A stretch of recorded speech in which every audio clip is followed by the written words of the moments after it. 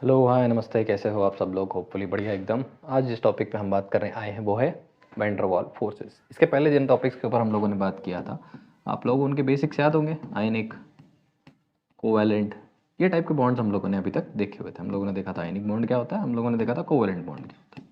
सही है। अब हमको एक नए टाइप के फोर्स के बारे में पढ़ना है। आयनिक बॉन्ड की वजह से आयनिक फोर्सेस ऑफ अट्रैक्शन होते थे। कोवैलेंट बॉन्ड किस तरीके से फोर्स प्रोड्यूस करता था, कहाँ बड़ा कहाँ छोटा, ज़्यादा फोर्स है कम फोर्स है, ज़्यादा अट्रैक्शन कम अट्रैक्शन वगैरह वगैरह की काफ़ी बातें हम लोगों ने आयनिक बॉन्ड और कोवैलेंट बॉन्ड में देखी हुई है।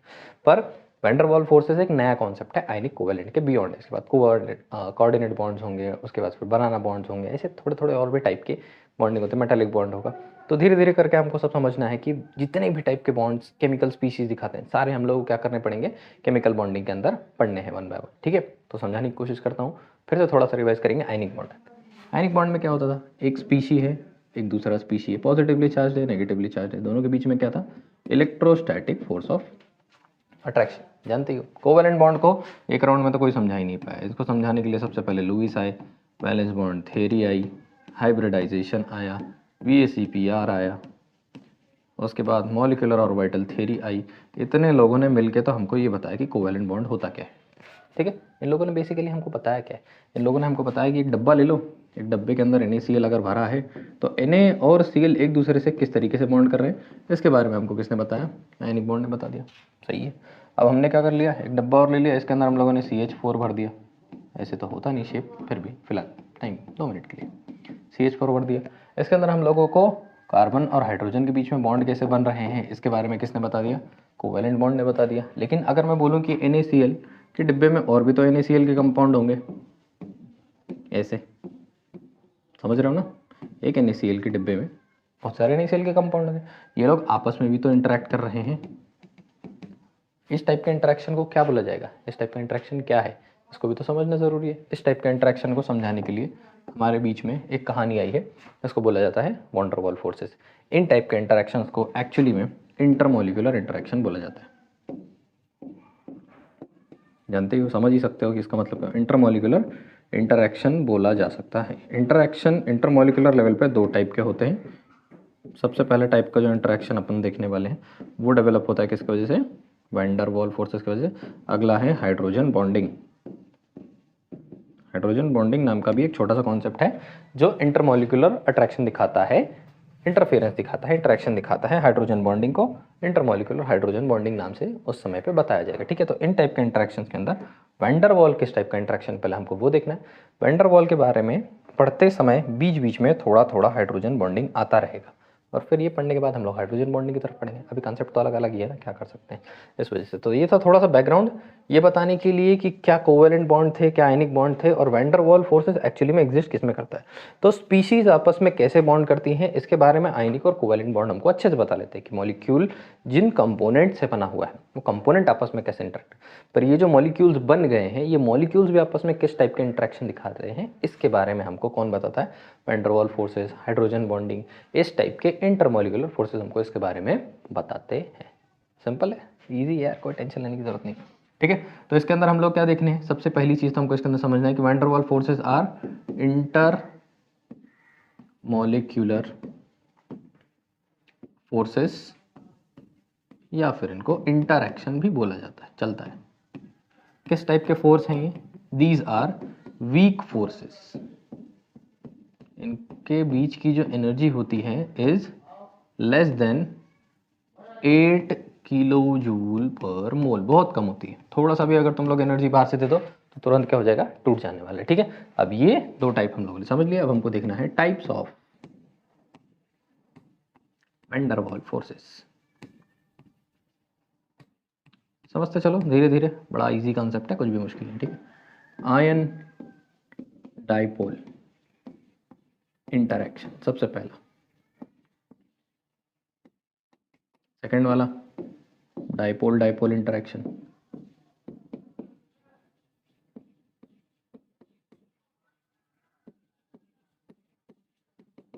फिर ion induced dipole interaction, third वाला डाइपोल इंड्यूस्ड, बाप रे बहुत लिखना पड़ रहा है, डाइपोल इंटरेक्शन, फिफ्थ वाला है induced dipole, induced dipole, induced dipole, induced dipole interaction. Interaction आप लोगों का ही टाइम वेस्ट होएगा, इसके लिए ज़्यादा एनर्जी नहीं लगा रहा उसके पीछे, ठीक है। तो ये 5 टाइप के इंटरैक्शन है जो हम वैन डर वाल फोर्सेस के अंदर देखने वाले हैं। अब इसके अंदर जहाँ पर भी आयन लिखा होगा उसका मतलब समझ लो, कहीं आयन लिखा है इसका मतलब कोई ना कोई स्पीशी है जिसके ऊपर चार्ज चढ़ा हुआ है, चाहे पॉजिटिव हो सकता है चाहे नेगेटिव हो सकता है। जानते हो आयन, कटायन, एनायन, जानते हो ना? इतना तो जानोगे तभी तो कर पाओगे यार, इतना नहीं जानोगे तो कैसे होगा। सेकेंड, डाइपोल की बात कर लेते हैं, इंड्यूस्ड डाइपोल की बात कर लेते हैं। चलो फिलहाल के लिए डाइपोल क्या है? डाइपोल हमारे पोलर मॉलिक्यूल्स हैं। पोलर मॉलिक्यूल्स क्या है अगर नहीं समझते हो तो पिछला वाला वीडियो देखो यार, क्या करोगे। पोलर मॉलिक्यूल्स ऐसे मॉलिक्यूल्स हैं जिनके 2 स्पीशीज होती हैं, समझो एक स्पीशी, 2 से ज़्यादा भी हो सकती है, ऐसा ज़रूरी नहीं। एक स्पीशी हो और कोई दूसरा स्पीशी हो और दोनों के बीच में चार्जेस का डिफरेंस हो ड्यू टू इलेक्ट्रोनेगेटिविटी, इलेक्ट्रोनेगेटिविटी की वजह से दोनों के बीच में चार्जेस का डिफरेंस हो, ठीक है। अगर कोई ऐसी स्पीशी है जिनके बीच में चार्जेस का डिफरेंस नहीं है, जैसे ClCl same electronegativity, fluorine fluorine same electronegativity, लेकिन हाइड्रोजन और फ्लोरीन डिफरेंस ऑफ इलेक्ट्रोनेगेटिविटी, तो ये पॉजिटिव हो गया, नेगेटिव चार्ज हो गया ऑटोमेटिकली, दिखता है ना। तो ये कैसा हुआ? ये पोलर हुआ और ये नॉन पोलर हुआ, समझता है? तो जहाँ पे डाइपोल लिखा रहेगा इसका मतलब है कि वो क्या है, वो एक पोलर मॉलिक्यूल की बात कर रहा है, समझता है? वो एक पोलर मॉलिक्यूल की बात हो रही। कहीं कहीं क्या लिखा होगा? Induced dipole. तो यहाँ पे समझना है कि बेसिकली वो क्या था, एक नॉन पोलर मॉलिक्यूल था। शुरुआत में वो नॉन पोलर मॉलिक्यूल था बट वॉज इंड्यूस्ड, इंड्यूस कर दिया गया। What was induced to polar, polar था नहीं पर पोलर क्या कर दिया गया? बना दिया गया, पोलर बन गया है। इंट्रैक्शन के डिफरेंसेस कुछ ना कुछ गड़बड़ होते हैं, उस वजह से वो क्या हो गया है? पोलर बन गया है। साधारण सी बात है। जहाँ पे डाइपोल पोलर होंगे, इंड्यूस डाइपोल नॉन पोलर होते हैं पर इंड्यूस हो जाते हैं, इंड्यूस होकर क्या बन जाते हैं? पोलर बन जाते हैं। और तो कुछ भी नहीं है इसके अंदर, बस इसके अंदर एक छोटी सी बात है, रखो कहीं कहीं ये इंड्यूस्ड डाइपोल की जगह पे इंस्टेंटेनियस लिखा रहता है, instantaneous, instantaneous dipole and induced dipole, इस तरीके से भी कहीं ना कहीं लिखा होता है। तो इतनी बातें आप लोग याद रखनी है कि आयन क्या है जानते ही हो, पर ठीक है, कोई अगर फ्रेश पढ़ रहा है, शुरुआत में स्टार्टिंग में वोकैबुलरी छोटे छोटे टर्म्स को लेकर कंफ्यूज होता है, उन लोगों के लिए फर्स्ट वाला आयन डाइपोल इंटरैक्शन सबसे पहला टाइप रब करते लिखते चलूंगा मैं, आप लोग इसको कॉपी करते चलोगे, रूल तो समझते ही हो कैसे काम करते हैं। आयन डाइपोल इंटरैक्शन की बात करें, आयन बोल रहे हैं तो एक आयन होगा जिसके ऊपर कोई ना कोई चार्ज चढ़ा हुआ होगा, चलो पॉजिटिव चार्ज चढ़ा हुआ, नेगेटिव के अंदर, ठीक है। डाइपोल बोल रहे हैं तो कोई ना कोई स्पीशी होगी, ऐसी स्पीशी होगी जिसके अंदर चार्जेस का डिफरेंस होगा, क्योंकि डाइपोल है, इसके ऊपर कैसा हो सकता है? पॉजिटिव चार्ज होगा और इसके ऊपर कुछ ना कुछ नेगेटिव चार्ज होगा, सही बात है। आयन मतलब आयन, डाइपोल मतलब एक पोलर मॉलिक्यूल, पोलर है इस वजह से एक के ऊपर पॉजिटिव ज़्यादा चार्ज, एक के ऊपर नेगेटिव। नॉन पोलर होता तो दोनों के इलेक्ट्रोनेगेटिविटी सेम हो जाती है। एग्जाम्पल के लिए क्या बोल सकते हैं? HF, यहाँ पे क्या ले सकता हूँ? Cl माइनस, HF ले सकता हूँ, Cl माइनस ले सकता हूँ, समझते हो ना? क्लियर, समझ में आ रहा है? ठीक है। अब इसके अंदर क्या हो रहा है कि ये नेगेटिवली चार्ज है, पॉजिटिवली चार्ज है, ये क्या करेगा? इसके साथ कोई ना कोई इंट्रैक्शन बनाने लगेगा। ये इंट्रैक्शन को हम क्या बोलना शुरू कर देते हैं? आयन डाइपोल इंट्रैक्शन बोलना स्टार्ट कर देते हैं। कहाँ देखने को मिलता है? ये हाइड्रेशन में देखने को मिलता है, हाइड्रेशन में देखने को मिलता है। सोडियम क्लोराइड तुमने पानी में डाल दिया, तुमने क्या किया? सोडियम क्लोराइड, जिन लोगों ने हाइड्रेशन नहीं देखा फिर से भाई पीछे सर को हाइड्रेशन देख लो, हाइड्रेशन सॉल्यूशन, ये सोडियम है, ये किसके साथ इंटरेक्ट करेगा? अगल बगल तुमने क्या डाल रखा है? H2O डाल रखा हुआ है, या पॉजिटिवली चार्ज है नेगेटिवली चार्ज है, समझती हो? ठीक है। ये ऑक्सीजन की तरफ क्या होने लगेगा? अट्रैक्ट होना लगेगा। कहीं ना कहीं Cl होगा, Cl क्या? इसको आप ऐसे ही H2O चारों तरफ से क्या होगा? घेर लेंगे, इसको ऐसे ही H2O जो है चारों तरफ से क्या कर लेंगे? घेर लेंगे। तो इधर क्या होने लगा? इन दोनों के बीच का जो बॉन्ड है वो क्या करने लगे? वो लोग कमज़ोर करने लगे। इसने इसको इस तरफ खींचना शुरू कर दिया, ये इस तरफ खींचने लगा, किसी और हाइड्रोजन ने इसको पकड़ के अपनी तरफ खींचना शुरू कर दिया है, ये सोडियम को ऑक्सीजन ने अपनी तरफ खींच, इनके बीच की जो बॉन्ड है वो थोड़ा थोड़ा क्या होने लगी है? कमज़ोर होने लगी। इस प्रोसेस को हम डिसोल्यूशन हाइड्रेशन बोला करते थे, याद है। इसको हाइड्रेटेड रेडियाई बोला करते थे, जितनी दूर तक इसका इन्फ्लुएंस बनता है। छोटी छोटी बातें हैं, रिवाइज करते चलोगे अगर कॉन्सेप्ट सामने खुल गया तो। ये सारी बातें क्या कॉज करता है, ये हाइड्रेशन कॉज करता है। और इसको कहीं कहीं ऐसा एक छोटा सा नोट यहाँ पे याद रखना है आप लोगों को कि दिस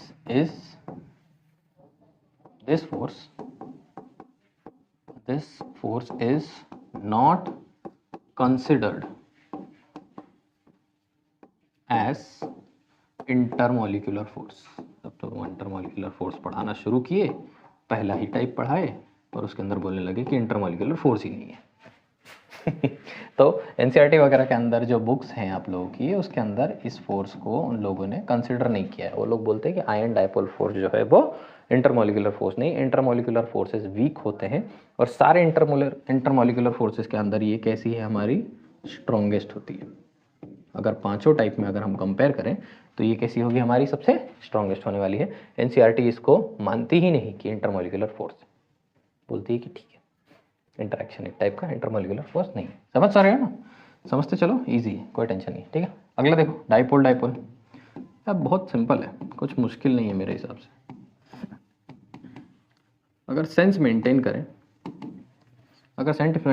तो मैं ऐसा बोल सकता हूँ कि मैंने HF ले लिया, फिर मैंने कैसा ले लिया, वापस से एक HF। अगर एक मैंने डिब्बा लिया हुआ है, इस डिब्बे के अंदर एक HF का मॉलिक्यूल है, तो एक और होगा, और होंगे, ऐसे होंगे ना, समझ रहे हो। ये फ्लोरीन जो है ये थोड़ा सा नेगेटिवली चार्ज होता है, हाइड्रोजन थोड़ा पॉजिटिवली चार्ज होता है, क्योंकि ये एक डाइपोल है। डाइपोल मैंने बोला आप लोगों को पोलर कंपाउंड्स होते हैं, पोलर मॉलिक्यूल्स होते हैं। तो ये फ्लोरीन अगर नेगेटिवली चार्ज है और ये हाइड्रोजन पॉजिटिवली चार्ज, डिब्बे के अंदर जो फ्लोरीन है इसके हाइड्रोजन की तरफ नजर डाल रहा होगा, वैसे इसका फ्लोरीन उसके हाइड्रोजन की तरफ नजर डाल रहा होगा, इसका फ्लोरीन उसका हाइड्रोजन की तरफ नजर डाल रहा होगा। ये लोग क्या हो रहे होंगे, बीच में कुछ ना कुछ इंटरेक्शन डेवलप कर रहे होंगे due to difference in charges में फ़र्क है, पॉजिटिव नेगेटिव में डिफरेंस है, इस वजह से इंटरेक्शन डेवलप कर रहे होंगे। इस टाइप के इंटरेक्शन को हम क्या बोलने वाले हैं, डाइपोल इंटरेक्शन बोलने वाले हैं। साधारण सी बात है, डाइपोल इंटरेक्शन बोलेंगे, बस यही है डाइपोल इंटरेक्शन। ये सेकेंड स्ट्रॉन्गेस्ट है। स्ट्रेंथ की सीरीज में क्या आता है, सेकंड आता है, वो फर्स्ट सबसे मजबूत, ये कैसा है, सेकंड। अब आते हैं नेक्स्ट थर्ड वाले, उसको स्पेस थोड़ा कम करना पड़ेगा रब करने के लिए, बाद में समझना। ठीक है, आयन बोल रहा है, आयन मतलब कोई भी एक स्पीशी ले लो जो पॉजिटिवली चार्ज हो नेगेटिवली चार्ज। इंड्यूस्ड डाइपोल ले लो, जैसे Cl। इंड्यूस्ड डाइपोल बोला ना मैंने तुमको स्टार्टिंग में बताया था। इंड्यूस्ड डाइपोल का मतलब बेसिकली वो एक ऐसा कंपाउंड है जो नॉन पोलर है, पोलर नहीं है। लेकिन ये Na क्या करेगा, Na इस क्लोरीन के इलेक्ट्रॉन क्लाउड को थोड़ा डिस्टर्ब करना शुरू कर देगा, इसके क्लोरीन के क्लाउड को डिस्टर्ब करना शुरू कर देगा। इस तरफ जो बॉन्ड में इन्वॉल्व इलेक्ट्रॉन्स भी है वो इसकी पॉजिटिव चार्ज की वजह से किस तरफ भागना शुरू कर देंगे, इस तरफ भागना शुरू कर देंगे। तो अगर ये कंपाउंड कुछ ऐसा था, तो सारे इलेक्ट्रॉन्स का रश किस तरफ होना शुरू हो जाएगा, इस तरफ शुरू हो जाएगा, क्योंकि इधर क्या बैठा हुआ है, यानी एक पॉजिटिव चार्ज लेके बैठा। इस तरफ जब सारे इलेक्ट्रॉन्स भागना शुरू कर देंगे इस डायरेक्शन में, इधर से भी इस डायरेक्शन में जाने लगे, तो इस तरफ ऑटोमेटिकली चार्ज इस एंड पे कैसा हो जाएगा, पॉजिटिव हो जाएगा, और इस साइड पे चार्ज क्या हो जाएगा, ऑटोमेटिकली नेगेटिव हो जाएगा। और ये नेगेटिव ही इंट्रैक्शन भी है, और इंट्रैक्शन भी इसने खुद ही बनाया है। इस टाइप के इंट्रैक्शन को हम dipole interaction, sorry ion dipole interaction बोलना शुरू कर देंगे। क्या है, आयन डाइपोल इंटरैक्शन बोलना स्टार्ट कर देगा। ठीक है, समझ में आता है। तो यहाँ पर एक्चुअली में ये कंपाउंड कैसा था, नॉन पोलर था, शुरुआत में ये नॉन पोलर था। इसको क्या बना दिया गया, इसको इंड्यूस्ड पोलर बना दिया गया। इसको उस आयन ने क्या कर दिया है, बाहर जाके इंड्यूस करके पोलर बना दिया। पोलर इंडक्शन हुआ इसके अंदर, इंड्यूस किया, बनाया गया है नहीं, बनाया गया होता है, जब तैयार किया जाता है तो उसको इंडक्शन बोला जाता है, रिड्यूस इंडक्शन करंट वगैरह, वही आप लोग देखोगे फ्यूचर में। चलो ठीक है, वो सारी बातें बाद में। तब ये टाइप के इंटरेक्शन को हम क्या बोलना शुरू कर देते हैं, आयन डाइपोल इंटरेक्शन बोलना स्टार्ट कर देते हैं। सिंपल सा है, आयन डाइपोल इंटरेक्शन बोलेंगे। ये हमारे स्ट्रेंथ की सीरीज में थर्ड, मैंने पहले ही हायरार्की में लगा कर रखा हुआ है उनको, तो ऑब्वियसली थर्ड फोर्थ फिफ्थ।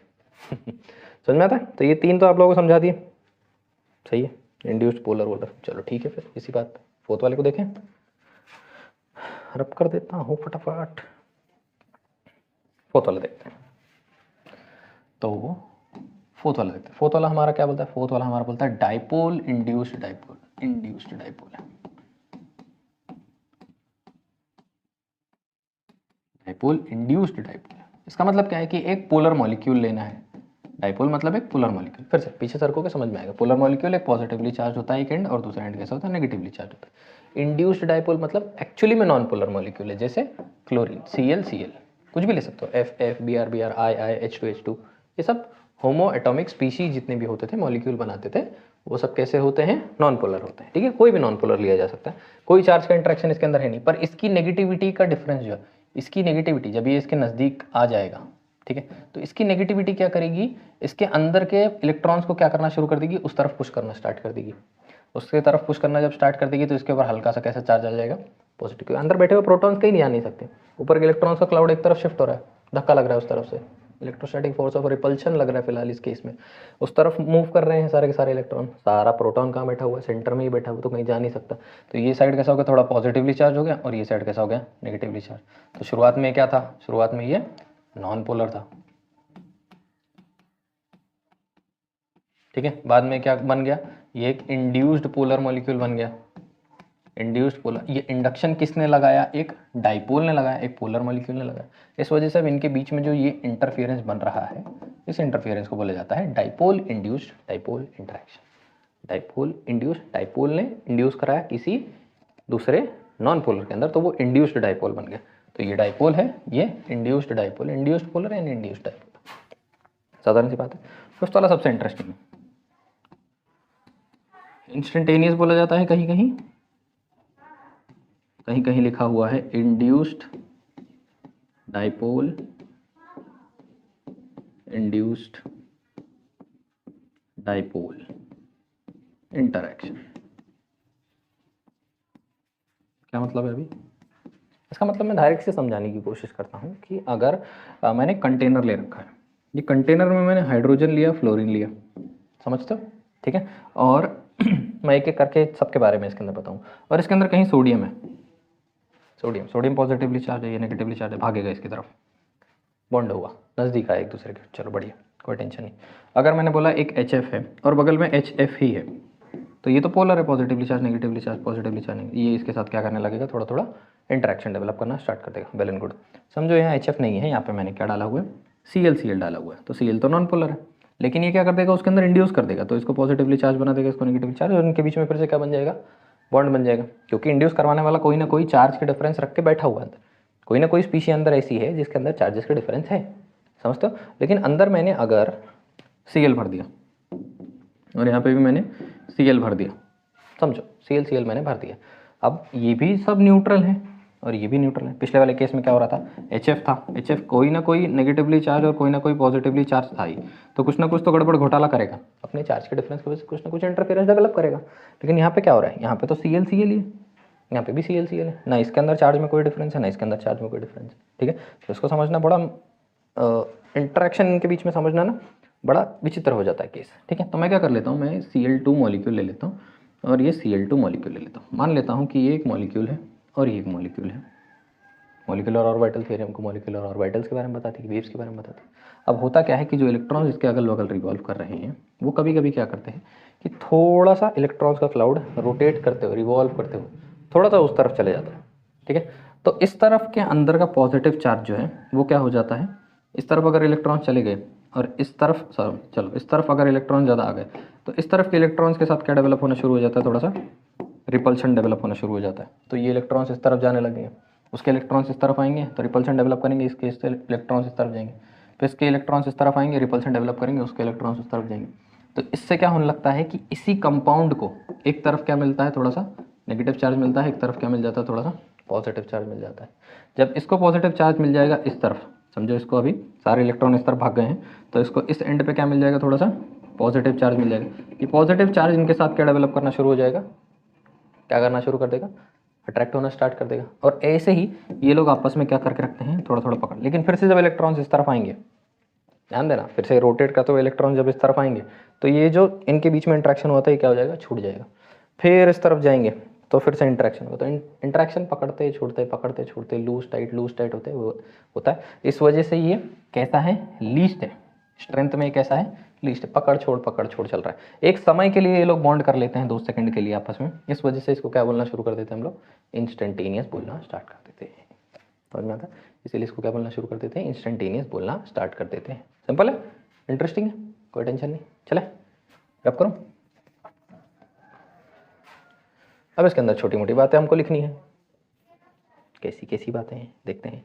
सबसे पहली चीज़ तो मुझको समझ में आया कि मेरा फर्स्ट वाला है स्ट्रॉन्गेस्ट, सेकंड वाला उससे वीक है, थर्ड वाला उससे भी वीक है, और फोर्थ वाला उससे भी वीक है, और फिफ्थ वाला सबसे कम स्ट्रेंथ रखता है। फिफ्थ वाला सबसे कम है, ठीक है, इंटरेक्शन में सबसे कम हो जाएगा, ठीक है। एग्जाम्पल के अंदर कोई स्पीशी अगर आ गई कहीं पे, एक स्पीशी और एक पोलर स्पीशी आ गई, तो वो सबसे कैसी रहेगी, स्ट्रॉन्गेस्ट रहेगी, समझता है। फिर एक species positive negative, positive negative आ गई, ये कैसी होगी, स्ट्रांग होगी। तो अगर इसके बीच में मैं तुमको कंपैरिजन पूछ लूँ कौन स्ट्रांग है, तो तुम बोलोगे कि फर्स्ट वाला स्ट्रांग है, सेकंड वाला वीक है, ठीक है, क्लियर। थर्ड चीज हमको क्या देखना है, हमको बॉन्ड एनर्जी, हमको क्या देखना है, हमको देखना है रिलेशन। फर्स्ट चीज हमने क्या दिया, स्ट्रेंथ का कंपैरिजन देखा कि किस बॉन्ड का स्ट्रेंथ आता है, तो स्टार्टिंग में मैंने तुमको बताया था। सेकंड चीज तुमको जो देखनी है वो है relationship between bond energy and difference, distance बोल दो थोड़ी देर के लिए, दोनों के बॉन्ड के बीच का डिस्टेंस जो है उसको देखें, ठीक है। तो इस केस में ये जो बॉन्ड, ये जो रिलेशनशिप वाली कहानी है, ये आयन के ऊपर एप्लीकेबल नहीं। जहाँ जहाँ आयन आ रहा है वहाँ ये काम नहीं करने वाली, जहाँ जहाँ आयन आ रहा है वहाँ ये काम नहीं करने वाली। तो आयन को छोड़ छोड़ करके कहाँ पर है, जैसे डाइपोल डाइपोल है, इसको मैं ऐसे लिखूंगा डाइपोल। नेक्स्ट हमको देखना है relationship between energy and distance, दोनों मॉलिक्यूल्स के बीच में डिस्टेंस, या फिर जो भी आयन और उसके बीच का डिस्टेंस बन रहा है उसके बीच में। तो एक्चुअली में आयन की इसके अंदर कोई बात होने ही नहीं वाली। जैसे ये रिलेशनशिप बिटवीन जो अब हम लोग पढ़ने वाले हैं, तो इसके अंदर हम लोग आयंस को कंसिडर नहीं करते, आयंस का इसके अंदर कोई लेना देना नहीं होता, ठीक है। कहाँ पर ये काम करेगा फिर, ऑटोमेटिकली ये फर्स्ट वाले पे काम करेगा, डाइपोल डाइपोल के अंदर। यहाँ पे देखो आयन आ रहा है, यहाँ पे नहीं काम करेगा, यहाँ पे आयन आ रहा है, यहाँ पे नहीं काम करेगा। डाइपोल इंड्यूस डाइपोल में काम करेगा, और इंड्यूस डाइपोल के अंदर काम करने वाला है। तो फर्स्ट वाला देखते हैं। तो फर्स्ट अपना कौन सा रहेगा, डाइपोल, डाइपोल इंटरेक्शन के अंदर ये फॉर्मूले काम करते हैं। सेकंड किसके बीच में काम करते हैं, सेकंड बात करते हैं ये डाइपोल इंड्यूस्ड डाइपोल के बीच में, तो डाइपोल के बीच में और इंड्यूस्ड डाइपोल के बीच में बात करते हैं। थर्ड ये इंड्यूस्ड डाइपोल या इंस्टेंटेनियस डाइपोल के बीच में बात करते हैं, ठीक है। इनके एनर्जी और इसके रिलेशनशिप, तो डाइपोल डाइपोल जो होते हैं ना वो दो टाइप के होते हैं। एक तो स्टेशनरी डाइपोल, बहुत अच्छे से जब आप लोग पढ़ोगे तो इसके अंदर आपको समझ में आएगा कि डाइपोल जो होते हैं या तो स्टेशनरी होते हैं या तो रोटेटिंग होते हैं। या तो स्टेशनरी देखने को मिलेंगे आपको, या तो फिर रोटेट होते हुए देखने को मिलेंगे। स्टेशनरी जहाँ पे आपको ये देखने को मिलने वाले हैं वो हो जाएगा E directly proportional to 1/r का क्यूब। Rotating E r⁶। यहाँ पर इसका रिलेशनशिप हो जाने वाला है E r⁶, इसका रिलेशनशिप हो जाने वाला है E directly proportional to 1/r⁶। तो कभी भी इंफॉर्मेशन ऐसी कोई भी आ जाती है जहाँ पर आप लोग इसको कंपेयर करना पड़ेगा, तो फिर आप लोग इसको चेक कर सकते हो, सिंपल है, करेक्ट है, कोई टेंशन नहीं। डाउट हो जाता कभी कभी, गलत नहीं पढ़ाना यार, क्लियर। तो इसको भी मैं इसी स्पॉट पे लिख लेता हूँ, काम हो जाएगा। तो कहाँ कहाँ काम कर रहा था, डाइपोल डाइपोल में काम कर रहा था। E is directly proportional to 1/r का cube, E is directly proportional to 1/ inversely proportional, अभी क्या हो रहा है, r का cube 1/r⁶, induce dipole E 1/r⁶। Direct proportion में तो कुछ है ही नहीं, डायरेक्ट प्रोपोर्शन में 1/r बोलना पड़ता है या इनवर्स प्रोपोर्शनल में r बोलना पड़ता है, जानती हो, ठीक है। तो इतनी बातें तो हमको इसके अंदर क्या हो गई, समझ में आ गई है। अब नेक्स्ट हमको इसके अंदर देखना है कि किस तरीके से हम लोग अब प्रॉब्लम सॉल्व करने की कोशिश करेंगे, कुछ न्यूमेरिकल क्वेश्चन समझने की कोशिश करेंगे, देखेंगे। छोटे से एग्जाम्पल्स है, वो लिख लो सबसे पहले। Van der Waals forces are directly proportional to molecular weight. सबसे पहली चीज़, सबसे पहले तो वैन डर वाल फोर्सेस के बारे में जब आप लोग पढ़ना शुरू करोगे तो आपको कुछ फॉर्मूले इसके अंदर याद रखने पड़ेंगे, और वो फॉर्मूले थोड़े थोड़े इंपॉर्टेंट है। सबसे पहले वैन डर वाल, तो van der Waals forces directly proportional to type, किस टाइप का है, समझो ये फर्स्ट टाइप का वैन डर वाल फोर्स है, आयन डाइपोल, तो ये ज़्यादा स्ट्रॉन्ग है। डाइपोल डाइपोल तो किस टाइप का है, जिस टाइप का होगा हायरार्की के हिसाब से, जानते हो हायरार्की का फॉर्मूला 1 2 3 4 और 5, टाइप के हिसाब से फर्स्ट वाला टाइप का तो सबसे स्ट्रॉन्ग है, सेकंड वाला कम, थर्ड वाला कम, फोर्थ वाला, ऐसे कम कम होते चले जाएगा। वैन डर वाल फोर्सेस जो भी हैं are inversely proportional to surface area, surface area तुम लोगों को sorry directly proportional to surface area, van der Waals forces are directly proportional to surface area. Surface area जितना ज़्यादा रहेगा वैन डर वाल फोर्स उतना ज़्यादा स्ट्रांग मिलेगा तुमको। ये तुम लोगों को ब्रांच्ड साइक्लिक वो टाइप के मॉलिक्यूल्स के अंदर देखने को मिलेगा। चलो ठीक है, मैं एग्जांपल के साथ इसको आप लोगों को समझाने की कोशिश करूँगा। सरफेस एरिया उतना ज़्यादा होगा जितने कम ब्रांचेज होंगे उतना सरफेस एरिया क्या हो जाता है, ज़्यादा होना शुरू हो जाता है। चलो ठीक है, ये भी बात फॉर्मूले के साथ ही समझाऊंगा। अगला वैन डर वाल फोर्सेस जो है वो डायरेक्टली प्रोपोर्शनलिटी रखते हैं मेल्टिंग पॉइंट और बॉइलिंग पॉइंट के साथ। तो अगर वैन डर वाल फोर्स ज़्यादा है तो melting point boiling point obviously थोड़ा सा ज़्यादा होने वाला है। तो इतने फॉर्मूले जो हैं वो आप लोगों को वैन डर वाल फोर्सेज में याद रखने हैं। और एक छोटा सा फॉर्मूला है, अभी बता रहा हूँ, बाद में अभी एग्जांपल्स के साथ उसको एक्सप्लेन करूँगा। कहीं ना कहीं आयनिक कंपाउंड्स होते हैं। हम लोग किस कंपाउंड्स की बात कर रहे हैं? सारी की सारी बात हमारी यहाँ पे फिलहाल कोवेलेंट कंपाउंड्स के ऊपर हो रही है। पर ionic compounds having covalent character, having high covalent character,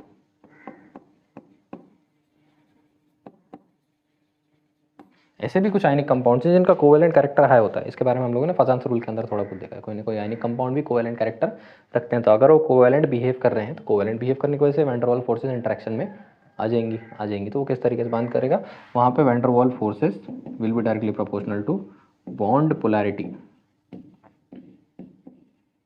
वहाँ पे van der Waals forces will be directly proportional to bond polarity. Bond का पोलैरिटी जितना ज़्यादा होगा वैन डर वाल फोर्सेज उतने ही स्ट्रॉन्ग हो जाएंगे और उल्टा बिहेव करना स्टार्ट कर देगा हमारे फॉर्मूले के हिसाब से। ठीक है, टेंशन नहीं कुछ, धीरे धीरे फॉर्मूले ध्यान में रखो, सामने रखो। मैं हमेशा फॉर्मूले सारे सामने रखो और फिर उनसे रिलेट करके क्वेश्चन सॉल्व करने को अपनी अपनी स्ट्रैटेजी है, कैसे भी कर सकते हो, कोई टेंशन नहीं है। पर देखने की कोशिश करेंगे। हम क्या देख रहे हैं, एग्जाम्पल्स देख रहे हैं। एग्जाम्पल्स हम देख रहे हैं जहाँ पे हमको क्या करना है, van der Waals forces compare करना है, उनके बॉइलिंग पॉइंट मेल्टिंग पॉइंट को समझना है। इतने सारे एग्जाम्पल्स हमको इसके अंदर देखने हैं। ठीक है, ये फर्स्ट टाइप के एग्जाम्पल जो हम लोग देख रहे हैं ये सॉल्व करेंगे हम लोग based on type of van der Waals force. तो हम इन सब के देखेंगे कि इनके अंदर कौन से टाइप का वैन डर वाल फोर्स बैठा हुआ है और वैन डर वाल फोर्स के हिसाब से हम दिखाने की समझने की कोशिश करेंगे कि कौन इनके अंदर चारों में पांचों में कौन स्ट्रांग है कौन वीक है, ऐसे समझने की कोशिश करेंगे या फिर समझेंगे। ठीक है, फिलहाल तो कंपेयर बोलने के बजाय मुझको कंपैरिजन वाला हटा दो। अभी इधर सिर्फ आइडेंटिफाई करो। कंपैरिजन में नेक्स्ट वाले क्वेश्चन के अंदर आपको बताता हूँ। इधर सिर्फ हम लोग देखेंगे कि किसके अंदर कौन सा टाइप का इंटरेक्शन डेवलप हो रहा है। जैसा Cl2 तो Cl है, Cl2 फिर से Cl है। ये कैसा है, ये नॉन पोलर है और ये भी कैसा है, नॉन पोलर। फर्स्ट वाले को सेकंड वाले से कंपेयर करवाओ, थर्ड वाले से कंपेयर करवाने से अच्छा है पहले आइडेंटिफाई करने सीखते हैं। तो ये नॉन पोलर है, नॉन पोलर है। नॉन पोलर जब नॉन पोलर के सामने आएगा तो ये इंड्यूस हो जाएगा और ये भी क्या हो जाएगा, इंड्यूस हो जाएगा। वो भी कैसे होते हैं ये लोग, इंस्टेंटेनियस। कौन से टाइप का है ये मेरे, फर्स्ट टाइप, लास्ट टाइप का। ठीक है, तो ये कैसा होने वाला है, किसी से भी इसको कंपेयर करवाओगे तो ये वीक होएगा। किस टाइप का फोर्स इसके अंदर लग रहा है, आईडीपी। इंड्यूस्ड डाइपोल इंटरेक्शन इसके बीच में क्या हो रहा है, डेवलप हो रहा है। इंड्यूस्ड डाइपोल क्या डेवलप हो रहा है इसके बीच में, इंड्यूस्ड डाइपोल डेवलप हो रहा है। ठीक है, बेस्ड ऑन टाइप्स हम लोग इसके अंदर टाइप आइडेंटिफाई करने की कोशिश करें। अगला मुझको लगता है कि एक Cl नेगेटिव क्या है, ये एक आयन है। क्लियर, आयन है। फिर मुझको दिखता है आगे क्या लगा हुआ है, इसके H लगा है। H कैसा होता है, नॉन पोलर होता है। नॉन पोलर है, इसके नज़दीक आने की वजह से क्या बन जाएगा, नॉन पोलर को हमेशा समझो, नॉन पोलर मतलब इंड्यूस्ड पोलर। ठीक है, तो यहाँ पे क्या हो जाएगा, ion induced polar, induced dipole है, इंड्यूस्ड पोलर हो गया, इंड्यूस्ड डाइपोल हो गया। ठीक है, तो यहाँ पे क्या लिख देंगे हम लोग, आयन आईडीपी। कैसे है हमारे हायरार्की में, कहाँ पे बैठता है, आयन इंड्यूस्ड डाइपोल थर्ड बैठता है हमारे हायरार्की में। पर ठीक है, अभी हम लोग कंपैरिजन नहीं करें, कंपैरिजन जब करेंगे तो देखेंगे कौन सा। अब इन दोनों में तो कंपेयर करके बता ही सकते हो कौन स्ट्रॉन्ग है कौन वीक है। ये वाला स्ट्रॉन्ग पड़ेगा, वो वाला वीक पड़ेगा। बढ़िया, ठीक है। नेक्स्ट देखते हैं। नेक्स्ट हमारे पास क्या है, ब्रोमीन है। ब्रोमीन कैसा है, negatively charge. HF hydrogen fluoride, fluoride strong होता है। और ये कैसा हो गया, ये तो दिखता है हमको पोलर है, पोलर है, इस वजह से ये क्या है, एक डाइपोल है, डाइपोल है। और यहाँ पे क्या है, एक आयन है, तो ये मुझको लगता है आयन डाइपोल हुआ। ठीक है, तो यहाँ पे हम क्या लिखेंगे, आयन डाइपोल हुआ।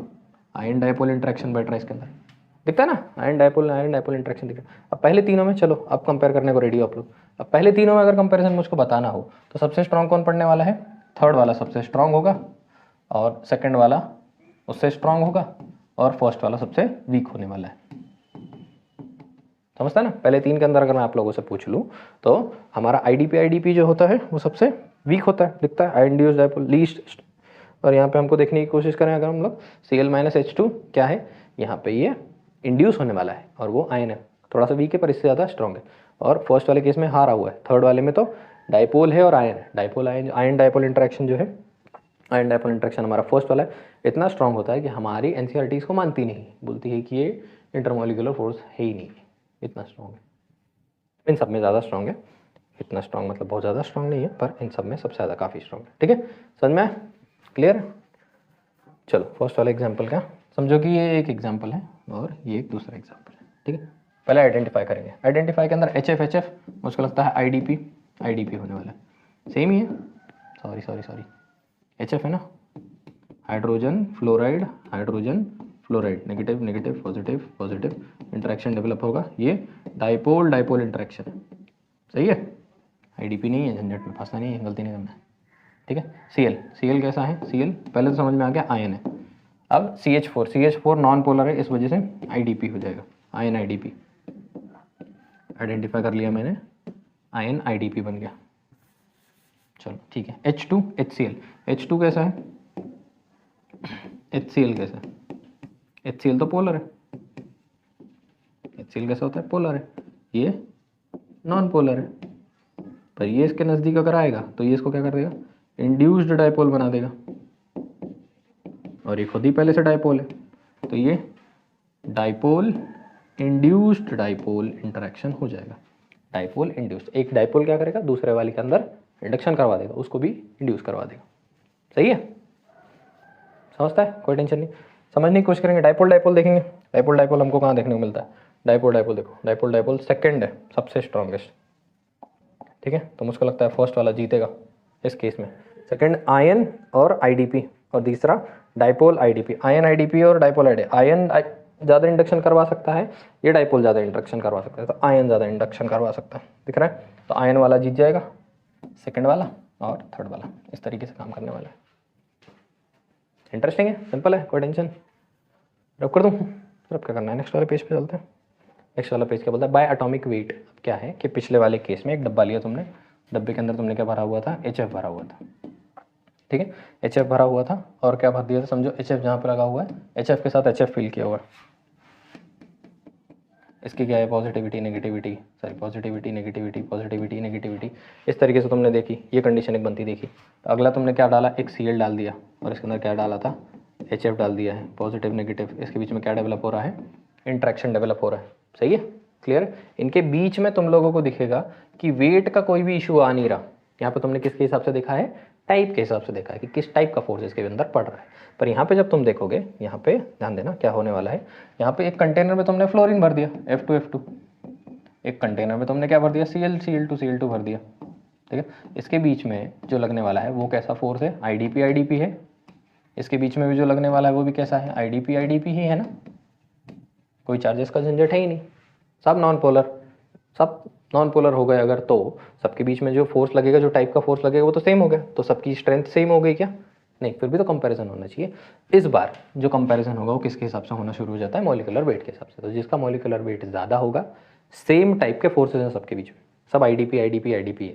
पिछले में क्या हो रहा है, एक का आईडीपी था, एक का आईडीपी था, एक का आयन आईडीपी था, एक का आयन डीपी था। हाँ ठीक है, एक का आयन डीपी था, तो इसके अंदर टाइप ऑफ फोर्सेज अलग अलग थे, तो इनके अंदर टाइप के हिसाब से जिस टाइप का फोर्स है उसके हिसाब से उसकी स्ट्रेंथ है। पर इनके बीच में स्ट्रेंथ तो सेम ही हो जाएगी सबकी, अगर हम लोग उस नज़रिए से देखने लगे तो। पर स्ट्रेंथ प्रैक्टिकली सेम नहीं हो सकती, किसी और फैक्टर पे भी डिपेंड करती है। तो सेकंड फैक्टर जिसके ऊपर डिपेंड करती है, अगर फोर्सेज सब सेम हो गए तो वो है उसका मॉलिक्यूलर वेट। अब मॉलिक्यूलर वेट मुझको लगता है आयोडीन का ज़्यादा है, फ्लोरीन का खत्म। मॉलिक्यूलर वेट जैसे जैसे नीचे सरकोगे ऑटोमेटिकली दिख रहा है क्या होने लगेगा, ज़्यादा होने लगेगा। तो मॉलिक्यूलर वेट वैसे भी किसके ऊपर डिपेंड करता है, जानते हो, सब नंबर ऑफ इलेक्ट्रॉन्स प्रोटॉन्स बढ़ते चले जा रहे हैं। आयोडीन के पास बहुत माल है, फ्लोरीन के पास थोड़ा सा कम है। ठीक है, समझते हो। अब यहाँ पे क्या हो जाएगा कि तुमने बोला कि टाइप ऑफ फोर्स के हिसाब से समझा। ठीक है, टाइप ऑफ फोर्सेज जब सेम हो गए, तो तुमने मॉलिक्यूलर वेट के हिसाब से समझा। अब टाइप ऑफ फोर्स भी सेम हो जाए और मॉलिक्यूलर वेट भी अगर सेम हो जाए तो किसके हिसाब से देखना है, फिर सरफेस एरिया के हिसाब से देखना है। अब सरफेस एरिया के अंदर ये सबसे फेमस एग्जांपल हमारा एन-पेंटेन, आइसोपेंटेन, नियोपेंटेन। ठीक है, अभी इसको ध्यान से देखोगे, सी कितना है इसके अंदर 5, H कंसिडर करोगे इसके अंदर तुमको 12 मिल जाएगा। इधर भी तुम देखोगे C5H 12 ही मिलेगा, और यहाँ पे भी तुम देखोगे C5H फिर से 12 ही मिलेगा। कंटेनर के अंदर अगर तुमने भर रखा है तो C2 C5H12 C5H12 के साथ इंटरेक्ट करेगा, दोनों ही नॉन पोलर हैं, ये भी IDP बन गया, ये भी IDP बन गया। टाइप ऑफ फोर्सेस के ऊपर रिलाई कर नहीं सकते। तुम बोलोगे मॉलिक्यूलर वेट पर रिलाई करो, मॉलिक्यूलर वेट इसका भी अब सेम है, इसका भी सेम है, अब किस पर रिलाई करें? अब इस पर डिपेंड किया जाएगा कि इसका सरफेस एरिया कैसा है। तो इसका सरफेस एरिया मैक्सिमम है क्योंकि ये लीनियर है, ठीक है। इसका सरफेस एरिया थोड़ा सा कम है और इसका सरफेस एरिया कैसा है? लीस्ट है। जितने ज़्यादा ब्रांचेस उतना सरफेस एरिया कम। फिर से, जितना ज़्यादा ब्रांचेस उतना सरफेस एरिया कम। फॉर्मूले पे चलते हैं। फॉर्मूला हमको क्या सिखा रहा था? फॉर्मूला हमको बता रहा था कि सरफेस एरिया से वैन डर वाल फोर्सेस ज़्यादा हो जाते हैं। इसका मतलब है कि जिसका सरफेस एरिया ज़्यादा उसके ऊपर वैन डर वाल फोर्स उसका ज़्यादा। तो एन पेंटेन जो है वो जीत जाएगा आइसो और नियो से। इसका कैसा हो जाने वाला है? लीस्ट हो जाने वाला है। इसका कैसा हो जाने वाला है? हाईएस्ट हो जाने वाला है। सिंपल है। अब तुम लोग थोड़ा थोड़ा समझ चुके हो कि कैसे तीन चीज़ों पे डिपेंड करना है। किस पे डिपेंड करना है? सबसे पहले टाइप ऑफ फोर्स के ऊपर डिपेंड करना है। सेकंड किस पे डिपेंड करना है? सेकंड डिपेंड करना है उसके एटॉमिक मॉलिक्यूलर वेट पे। अगर टाइप ऑफ फोर्स सेम हो गया तो जो ये एग्जाम्पल्स हैं उन सबके टाइप ऑफ फोर्सेस सेम है तो मॉलिक्यूलर वेट पे सबके डिपेंड करो। टाइप ऑफ फोर्स भी सेम है, मॉलिक्यूलर वेट भी सेम है, तो उनके सरफेस एरिया देखो कौन सरफेस एरिया ज़्यादा कवर कर रहा है। आइसोमर्स के हिसाब से समझेंगे इसको हम लोग फ्यूचर में, या आइसोमर्स जब बहुत अच्छे से पढ़ेंगे तो आसानी समझ में आएगा।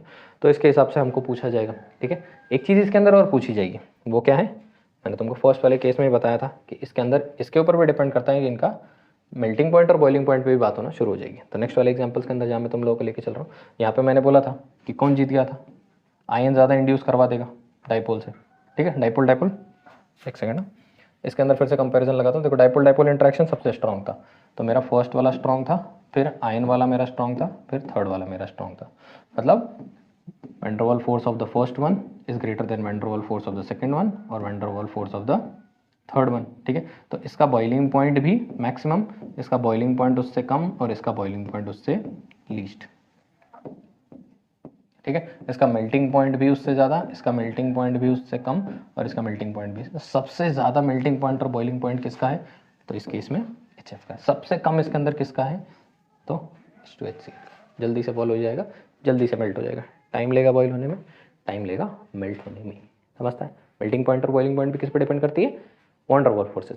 सिंपल सी बात है, अगर वैन डर वाल फोर्स ज़्यादा है तो मॉलिक्यूल्स आपस में जकड़ के पकड़े हुए हैं, टाइट पकड़े हुए हैं, तो जल्दी से एक्साइट करके दूर नहीं कर सकते। फेस चेंज आसानी से लेगा नहीं, स्टेबिलिटी ज़्यादा है क्योंकि फोर्स ज़्यादा है। आयनिक कंपाउंड में मैंने देखा था, आपको बताया था कि अगर दोनों के बीच का फोर्स ऑफ अट्रैक्शन बहुत ज़्यादा है तो स्टेबिलिटी उनकी ऑब्वियसली ज़्यादा होगी। जल्दी से टेम्परेचर देने पे हीट नहीं होंगे, गर्म नहीं होंगे आसानी से। ये कैसा होगा? थोड़ी देर बाद हीट हो जाएगा।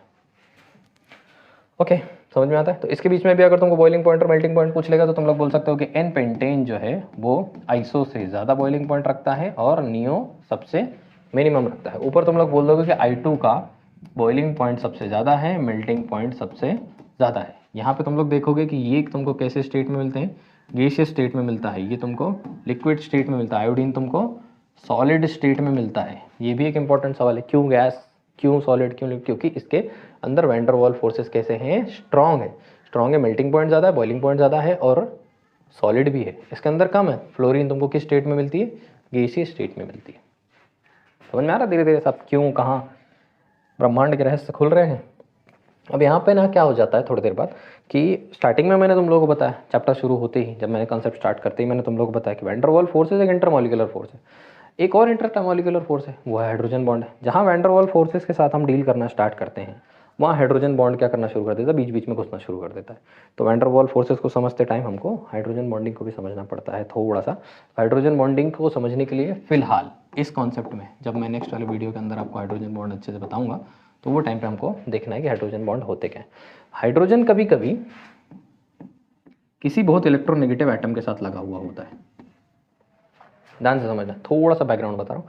हाइड्रोजन कभी कभी किसी बहुत इलेक्ट्रोनेगेटिव के साथ लगा रहता है, जैसा fluorine, oxygen, nitrogen, heavily electronegative. इनके साथ जब ये लगा रहता है खुद, तो इसको क्या करना चाहिए? इस फ्लोरीन को इस हाइड्रोजन के साथ क्या बनाना चाहिए? वैन डर वाल फोर्सेस बनानी चाहिए। बनाना चाहिए ना। पर ये हाइड्रोजन क्या करने की कोशिश करता है कि इसके इलेक्ट्रोनेगेटिविटी के कारण सारे इलेक्ट्रॉन जो है वो फ्लोरीन खींचने की कोशिश करने लगता है, तो इसके ऊपर पॉजिटिव चार्ज जो है बहुत ज़्यादा बढ़ जाता है। बहुत ज़्यादा बढ़ जाता है ना, तो ये भी क्या करना शुरू कर देता है, इधर उधर और लेफ्ट राइट इसी फ्लोरीन के साथ अगल बगल के साथ क्या करना शुरू कर देता है, नए नए टाइप के बॉन्ड बनाना स्टार्ट कर देता है। उस टाइप के बॉन्ड को हम लोग क्या बोलना शुरू कर देते हैं, हाइड्रोजन बॉन्ड बनना स्टार्ट करते हैं। अगर तुम कंटेनर में HF भर के रखा हुआ है तो फ्लोरीन हाइड्रोजन के बीच में इंटरेक्शन तो हो गई, पर कोई और होगा तो ये क्या करेगा, उसके साथ भी जाके इंटरेक्शन करना स्टार्ट कर देगा, नए टाइप का बॉन्ड बनाने लगेगा जिसको हम हाइड्रोजन बॉन्ड बोलने लगेंगे, और हमारे वैन डर वाल्स की स्टडी को थोड़ा सा डिस्टर्ब करना स्टार्ट कर देगा। कहीं कहीं ये कैसे कैसे काम करता है वो हमको देखना है। तो 3 शब्द हम लोग को याद रखने हैं, FON, फ्लोरीन नाइट्रोजन ऑक्सीजन, ठीक है। जहाँ जहाँ ये लोग आते हैं वहाँ वहाँ गड़बड़ है, ठीक है। Hydrides of group 14, CH4, SI4, SiH4, germanium H4, SnH4, जहाँ जहाँ ये आ रहे हैं वहाँ वहाँ ध्यान देना है बस आराम से, ठीक है। अब तुम लोगों को इन चारों को देख करके बताना होगा कि कहाँ मॉलिक्यूलर वेट, कहाँ पे टाइप ऑफ फोर्स, कहाँ क्या हो रहा है। और इन चारों के अंदर सिंपल सा एक सवाल पूछा जाएगा कि किस कंपाउंड के अंदर वैन डर वाल्स फोर्स जो है वो ज़्यादा है। सबसे पहले नज़र लगा के देखना है कि जब हाइड्राइड्स की बात होना शुरू होगी तो हाइड्रोजन बॉन्डिंग बीच में आएगा। हाइड्राइड शब्द बोला तो हाइड्रोजन बॉन्डिंग बीच में आने वाला है, hydride hydrogen obviously. Hydrogen bonding कहीं कहीं वैन डर वाल्स जैसी हरकतें भी करेगा जो हम लोग देख रहे हैं, और अचानक से अगर बहुत इलेक्ट्रोनेगेटिव से चिपक गया तो क्या करना स्टार्ट कर देगा, हाइड्रोजन बॉन्ड बनाना स्टार्ट कर देगा। तो यहाँ पर हमको समझना है कि किसी इलेक्ट्रोनेगेटिव को पकड़ा है, क्लोरी कार्बन है, SI है, GE है, SN है, कोई इलेक्ट्रोनेगेटिव FON है क्या, नहीं है। नहीं है तो कोई टेंशन नहीं है। ऑब्वियसली हमको किसके ऊपर ध्यान देना है, हमको सिर्फ ध्यान देना है, किस चीज़ के ऊपर ध्यान देना है, हमको सिर्फ इसके ऊपर ध्यान देना है कि उसके साथ जो लगे हुए कंपाउंड, सबसे पहली चीज़ तो उस पर ध्यान देना है कि कोई इलेक्ट्रोनेगेटिव है, नहीं है तो इसको देखो कि किस टाइप का फोर्स बनेगा। CH4 है, किसी और CH4 के साथ किस टाइप का बनाएगा, IDP बनाने वाला है, बोलो सही है, ठीक है। ये भी IDP बना रहा है, ये भी IDP ही बना रहा है, ये भी IDP ही बना रहा है, ये भी IDP ही बना रहा है, सब लोग नॉन पोलर है ना, अरे एक ही ग्रुप के हैं, क्या करेंगे, सेमी टाइप का बनाएंगे, ठीक है। तो इसके वजह से अब क्या तकलीफ होने लगी कि हम लोग टाइप ऑफ फोर्स के हिसाब से नहीं समझ सकते, अब हमको किसके हिसाब से देखना पड़ेगा, मॉलिक्यूलर वेट के हिसाब से देखना पड़ेगा। तो ये कार्बन नीचे जाओगे मॉलिक्यूलर वेट बढ़ने लगेगा, कौन जीता, लास्ट वाला जीत गया, सिंपल है। हाइड्राइड्स ऑफ ग्रुप 14 के अंदर इस तरीके से काम होने वाला है। इसके अंदर आ जाते हैं, NH3, PH3, ASH3, antimony bismuth, सही है, समझते हैं। हम किसके हिसाब से देखने की कोशिश करेंगे, मॉलिक्यूलर वेट के हिसाब से, क्योंकि ये भी IDP, ये भी IDP, ये भी चेक करके देख लो, non polar NH3 non polar है, NF3 NH3, ये तो पोलर है, ठीक है, हाँ नॉन पोलर, सॉरी।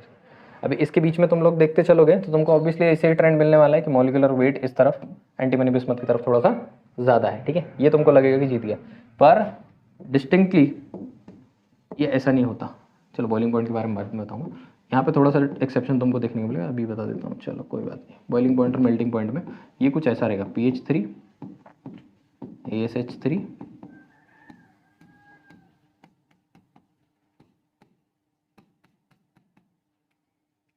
यहाँ पे आके बैठेगा तुम्हारा बॉइलिंग पॉइंट के केस में। क्यों, वैन डर वाल्स फोर्स उसका ज़्यादा है, NH3 का हाइड्रोजन बॉन्डिंग दिखाना शुरू कर देता है। क्यों, क्योंकि हाइड्रोजन जो है लगा नाइट्रोजन से है, नाइट्रोजन कैसा है, इलेक्ट्रो नेगेटिव है, एक्सेप्शन, मजा है ना। मेल्टिंग पॉइंट को देखेंगे, मेल्टिंग पॉइंट में क्या हो जाने वाला है, PH3, ASH3, देखना SBH3 बड़ा मज़ेदार है, BiH3, और ये जाके भाई साहब बैठे सीधा लास्ट में सबसे स्ट्रॉन्गेस्ट, मेल्टिंग पॉइंट इसका क्या हो जाने वाला, सबसे हाईएस्ट हो जाने वाला। चलें देख देंगे। ग्रुप 16 ये तो हो गया भाई। ग्रुप 16 हाइड्रोजन के साथ है, H2O, H2S, H2SE, H2TE, दिखता है। हमको क्या फील होएगा, हमको फील होगा ये सबसे ज़्यादा, ये कम, फिर ये कम, लीस्ट। हाइड्रोजन बोलेगा नहीं भाई साहब ऐसा नहीं होने वाला। वाटर बोलेगा हम तो सबसे ज़्यादा इलेक्ट्रोनेगेटिव को पकड़ के बैठे हुए हैं, तो हम सबसे स्ट्रांग हुए। भले ही मॉलिक्यूलर वेट के हिसाब से ये जीत रहा है, पर मैं ये भी बॉन्ड दिखा रहा हूँ और उसके साथ एक और बॉन्ड बना रहा हूँ, दो बॉन्ड बना रहा हूँ। Van der Waals forces IDP बना ही रहा हूँ, उसके साथ हाइड्रोजन बॉन्ड भी बना रहा हूँ, डबल डबल बॉन्ड बना रहा हूँ, तो ताकतवर तो होऊंगा।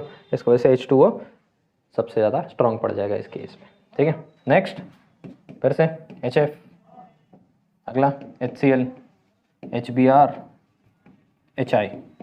क्या लगेगा सबको, HI जीता HCl HBr से, पर नहीं। Fluorine heavy electronegativity, heavy electronegativity की वजह से क्या हो जाएगा, यहाँ से हट जाएगा, घूम के आगे चले जाएगा, HF सॉर्टेड। समझता है, सिंपल है। परेशान होने की कोई बात नहीं है यार। इसके अंदर क्या है कि फ्लोरीन, ऑक्सीजन, नाइट्रोजन, ये तीनों इलेक्ट्रोनेगेटिव है। इलेक्ट्रोनेगेटिव होने के साथ साथ वैन डर वाल फोर्सेस भी बनाएंगे। वैन डर वाल फोर्सेस के साथ साथ हाइड्रोजन बॉन्डिंग भी करने लगेंगे। दो टाइप का है, उसके साथ बॉन्ड बनाना अगर स्टार्ट कर देता है तो दो टाइप के बॉन्ड के अंदर सेंस ये छोटी सी कि ज़्यादा इलेक्ट्रोनेगेटिविटी डबल बॉन्ड बनवा रही है, दो टाइप के, डबल नहीं दो टाइप के बॉन्ड बनवा रही है। Van der Waals forces hydrogen bond दिखाने लगा, एक्चुअली में वैन डर वाल फोर्स बनाती नहीं, हाइड्रोजन बॉन्डिंग करना, नया टाइप का बॉन्डिंग करना स्टार्ट कर देते। फिलहाल आप लोगों को समझने के लिए थोड़ा सा बोल रहा हूँ कि वैन डर वाल फोर्स जहाँ बनने चाहिए थे वहाँ पे क्या बनना शुरू हो गए, हाइड्रोजन बॉन्डिंग होनी शुरू हो गई। हाइड्रोजन बॉन्डिंग होनी शुरू हो गई, हाइड्रोजन बॉन्डिंग स्ट्रॉन्ग पड़ती है वैन डर वाल फोर्स से। हाइड्रोजन बॉन्डिंग जो पड़ती है वो कैसी पड़ती है, स्ट्रॉन्ग पड़ती है वैन डर वाल फोर्स से। इस वजह से ये HF जीत जाता है, H2O जीत जाता है, NH3 जीत जाता है, पर यहाँ पे पीछे हाइड्रोजन बॉन्डिंग नहीं हो रही थी। सॉर्टेड है। नेक्स्ट देखें, ionic compounds having covalent character, बहुत सही। AlCl3, ठीक है, AlCl3, MgCl2, BeCl2, LiCl2, वैसे ही में AlBr3, AlI3, MgCl3, MgCl2, MgBr, तो गलती हो गई, MgI2, BeCl हो गया, Br2, BeI2, LiBr2, LiI2। इनके बीच में कंपैरिजन बताओ बोलता है। ठीक है, इनके बीच में तुम्हारा कंपैरिजन, तुम्हारा दिमाग तुमको क्या बोलेगा, तुम बोलोगे कि IDP करेगा आपस में, IDP करेगा आपस में, IDP करेगा आपस में। सही बात है, कोई टेंशन नहीं। लेकिन यहाँ पे क्या होने वाला है, तुम्हारा दिमाग तुमको बोलेगा ये इस तरीके का अरेंजमेंट है, क्योंकि I जो है वो बड़ा है, बाकी सब क्या है, छोटे। तो ये टाइप का अरेंजमेंट तुमको इसके अंदर दिखने वाला है। पर ये सारा का सारा अगर तुमने ऐसे सॉल्व किया तो ये सब गलत हो जाएगा। ये भी गलत, ये भी गलत, ये भी गलत, ये भी गलत, चारों गलत। तो क्यों, अभी तो यही सिखा रहे थे, अब गलत बोलते हो। समझाता हूँ, ये सब गड़बड़ है। यहाँ पे थोड़ी सी हो जाती गड़बड़ी। यहाँ पे तुम लोगों को लास्ट में जो एक्सेप्शन बताने वाला हूँ वो याद रखना है। लास्ट टाइप का एक्सेप्शन जो इसके बीच में बैठा हुआ वो है LiBeMgCl, जो बेसिकली क्या है, मेटल्स हैं। क्या है, मेटल्स हैं।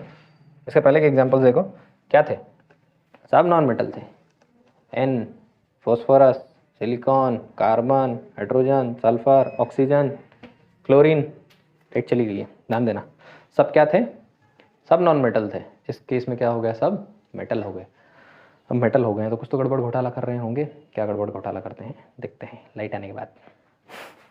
AlCl3, AlBr3, AlI3, ऐसे टाइप के क्वेश्चन जब आ जाएंगे तो क्या होगा। तो नॉर्मली अगर बच्चा, मैंने आप लोगों को बताया कि नॉर्मली आप लोग क्या सोचोगे कि AlCl3 अगर कहीं लगा है, AlBr3 कहीं पे लगा हुआ है और AlI3 कहीं पे लगा हुआ है, तो नॉर्मली क्या सोचोगे, सबसे पहले देखोगे कि टाइप ऑफ फोर्स कौन सा है।